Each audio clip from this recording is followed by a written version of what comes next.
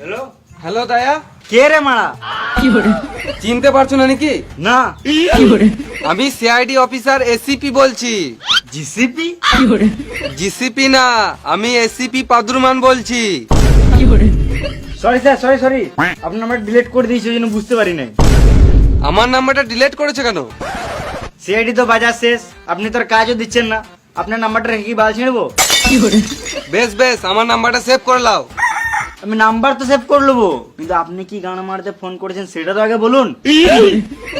একটা কাজ পেয়েছি। আমার এখন আপনার বাল ছাল কথা শোনার মতো টাইম নাই। আমি তোমাকে ফোন করেছি, তা মানে কিছু বুঝতে পারলে দায়া?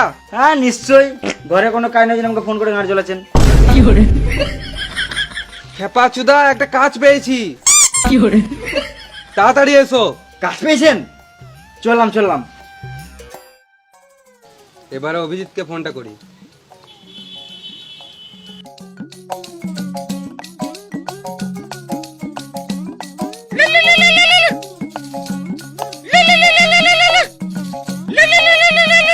হ্যালো হ্যাঁ স্যার বলুন। স্যার, ও সরি স্যার, সারাদিন ছাগল গরু চড়ে শুধু মাথায় ছাগল গরুই ঘুরছে। কাজ পেয়েছি, তাড়াতাড়ি এসো। আমার কাছে কাজের কোনো অভাব নাই, আপনি ছাগল গরু চড়াবেন তো আসুন। সালাম মামুনি, তোমার সঙ্গে আর কি করছি না, কাজের কথা বলছি।